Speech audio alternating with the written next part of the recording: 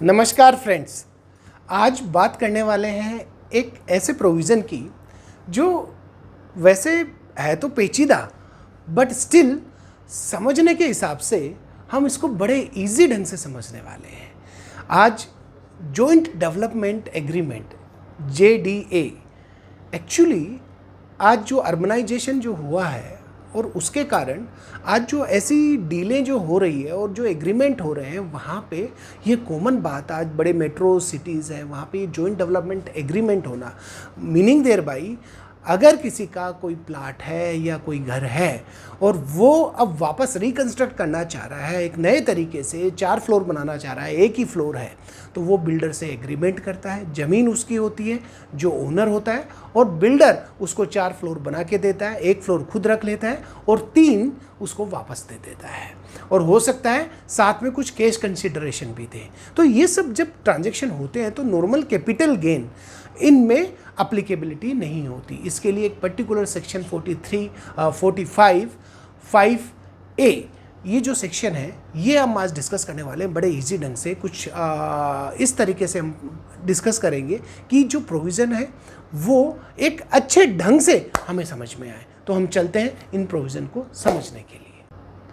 Friends, आप जो ये देख रहे हैं जॉइंट डेवलपमेंट एग्रीमेंट और टैक्सेशन इम्पैक्ट, आगे जो नेक्स्ट स्लाइड में जब हम बढ़ रहे हैं तो आप देखिएगा ये 3 चीज़ें मैं आपको बताने वाला हूँ। जो 3 चीज़ें हैं वो कौन कौन सी हैं।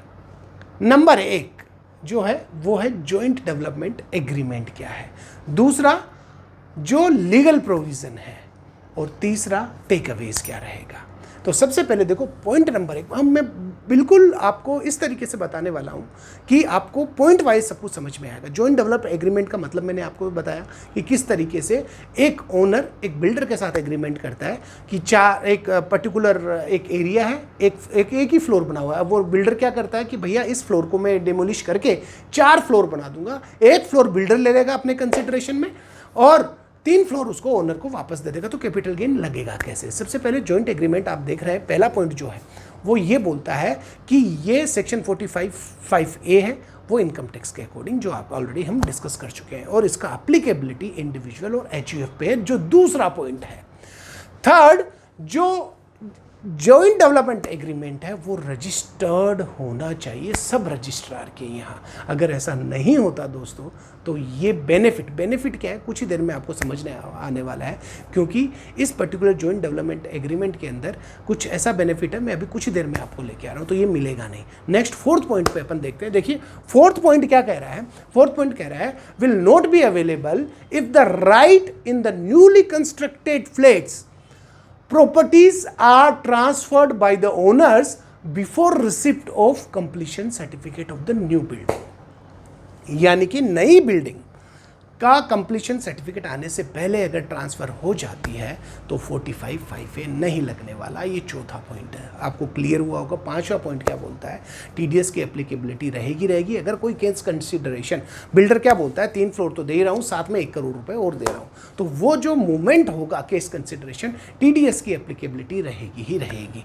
नेक्स्ट जो 6ठा पॉइंट है हमारा वो क्या बोलता है, जो entire transaction are to be declared in the year, मतलब कौन सी ईयर में टैक्सेबिलिटी आएगी, in which completion certificate is received in respect of the newly constructed building. यानी कि अब सपोज करिए हम 24-25 के अंदर है बिल्डिंग का, हमने बिल्डर को दे दिया और कैश भी आ गया हमारे पास 24-25 पर, जो बिल्डिंग बना के 1 साल बाद 25-26 के अंदर इसका कंप्लीशन या पार्टली कंप्लीशन सर्टिफिकेट आया है, तो उस ईयर में, जिस ईयर में ऐसा हुआ है वहाँ पे ही इसकी टैक्सेबिलिटी आएगी ओनर्स के हैंड में।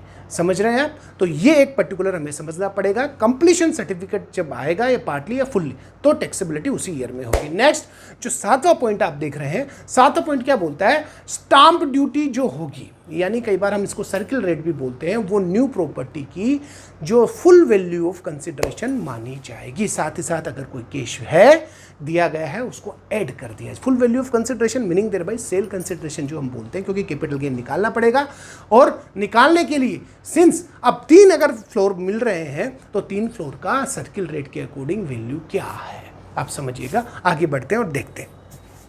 तो अब 8वां पॉइंट क्या बोलता है, कॉस्ट ऑफ एक्विजिशन क्या होगी। अगर कॉस्ट ऑफ एक्विजिशन पुराने जैसे पिताजी से मिली हुई है तो वो प्रीवियस ओनर की कॉस्ट ऑफ एक्विजिशन यानी वो मानी जाएगी। ईयर कौन सा, ईयर जिस ईयर में खरीदा है प्रीवियस ओनर से, अगर 2001 से पहले की है तो आपको पता ही है जो 2001 से पहले की है तो फेयर मार्केट वैल्यू HR 2001 की full value of cost of acquisition मान ली जाएगी। अब बात आती है कि सर ये तो ठीक है, अब इंडेक्सेशन कहाँ से देखना है कि लॉन्ग टर्म है शॉर्ट टर्म है। देखो ये एक इंपॉर्टेंट पॉइंट है।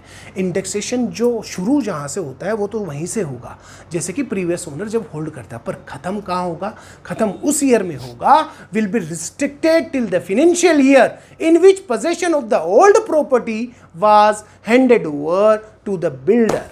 यानी बिल्डर को जिस ईयर में दी वहीं तक ही इंडेक्सेशन मिलेगा। अब वो बन के अगर 4 साल बाद तैयार हो रहा है उससे कोई फर्क नहीं पड़ता। अब हम चलते हैं नेक्स्ट और क्लोज करेंगे इन प्रोविजंस को। कॉस्ट ऑफ एक्विजिशन जो ओल्ड प्रॉपर्टी है पेड बाय द ओनर जो होगा, और फेयर मार्केट वैल्यू HR 1 जो मैं आपको बता चुका हूँ, इंडेक्सेशन भी डिस्कस कर चुका हूँ। आगे चलते हैं 12th नंबर पॉइंट पे, कॉस्ट ऑफ एक्विजिशन रिस्ट्रिक्टेड रहेगी। 12th नंबर पॉइंट क्या बोलता है, आप देखिए कि ये 11 नंबर पॉइंट है जो हमने डिस्कस किया। अब 12th नेक्स्ट स्लाइड के अंदर हमें क्या बोलता है कि अब इसको हम एग्जाम्पल के रूप में हम समझते हैं। देखो ये खत्म करते हैं इसी स्लाइड में। 12वां नंबर पॉइंट क्या है, एक एग्जाम्पल है।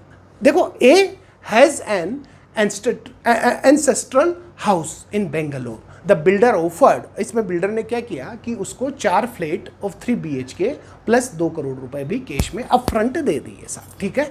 जो बना रहा है 4 फ्लैट आपको दे देंगे 3 BHK। अब मिस्टर A जो है, जो कंसिडरेशन रिसीव करता है 2 करोड़ का और जॉइंट डेवलपमेंट एग्रीमेंट एग्जीक्यूट करता है बिल्डर के साथ में, और अक्टूबर मंथ के अंदर क्या करता है, हैंड ओवर कर देता है कि भैया ये लो मेरा एंसेस्ट्रल हाउस जो है वो आपका है और अब आप मेरे को बना के दे दीजिए, ठीक है साहब। अब बिल्डिंग जो कंप्लीट हुई वो हुई फाइनेंशियल ईयर 25-26 के अंदर, राइट, और कंप्लीशन सर्टिफिकेट भी 25-26 के अंदर मिला। अब इसका देखो कैलकुलेशन समझते हैं हम। नेक्स्ट जो स्लाइड रहेगी उसके अंदर कैलकुलेशन है, फुल वैल्यू ऑफ कंसिडरेशन। देखो आप पीछे वाली स्लाइड में हम वापस चलते हैं और देखिए आप देखते हैं कि जो 4 फ्लैट्स दिए, राइट, और हम 4 फ्लैट्स के जो अभी जो सर्किल मार्केट रेट है, नेक्स्ट स्लाइड में जो आंसर की तरफ हम जाते हैं तो आप देखिएगा नेक्स्ट स्लाइड पे, तो 4 फ्लैट्स के हम मान के चलते हैं एक फ्लैट का 50 लाख रुपए सर्किल रेट आ रहा है, राइट।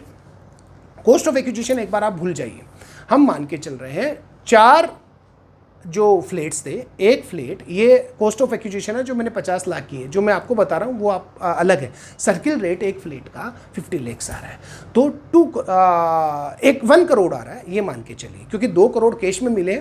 सर्किल रेट एक फ्लैट का 1 करोड़ रुपए, 4 फ्लैट मिले 4 करोड़ रुपए प्लस 2 करोड़ किसका, 2 करोड़ मिला हमें कैश में, तो 6 करोड़ रुपए जो आपको दिखाई दे रहे हैं full value of consideration 6 crore इस पर्टिकुलर हमारी सेल्स कंसिडरेशन हम मानते हैं इस JDA के अंदर।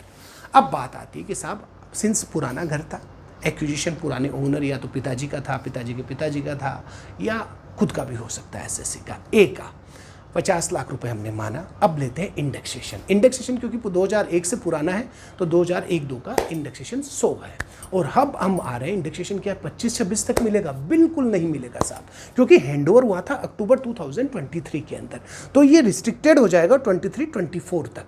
तो 348 CI कॉस्ट इन्फ्लेशन इंडेक्स है। अब हम मल्टीप्लाई करके इसकी कॉस्ट वैल्यू निकालेंगे, indexed cost of acquisition 50 lakh multiply by 348 और डिवाइडेड बाई 100, राइट, तो ये आता है 1,74 लाख, और जो लॉन्ग टर्म कैपिटल गेन है 4,26 लाख, अकॉर्डिंगली 20% में आता है लॉन्ग टर्म में, ये इसका टैक्स वैल्यू आया। तो फ्रेंड्स आपको समझ में आया होगा कि ये कैलकुलेशन किस तरीके से की गई। हमें ध्यान रखना है फुल वैल्यू ऑफ कंसिडरेशन जो सर्किल रेट है उसके अकॉर्डिंग 4 फ्लैट्स थे, और कॉस्ट ऑफ एक्विजिशन रिस्ट्रिक्टेड रहेगा जिस दिन हैंड ओवर कर दिया। और एक और इम्पोर्टेंट बात, कौन से ईयर में टैक्सेबल होगा, ऊपर ही ऊपर आपको दिखाई दे रहा है 25-26, रीज़न क्योंकि कंप्लीशन सर्टिफिकेट 25-26 में मिला है। तो ये सब हमें ध्यान रखना है और टैक्सेबिलिटी होगी। लास्ट स्लाइड आप ईगरली वेट कर रहे होगे। थैंक यू, और ये वीडियो अगर अच्छा लगा हो तो please like and subscribe my YouTube channel. Thanks lot, stay tuned.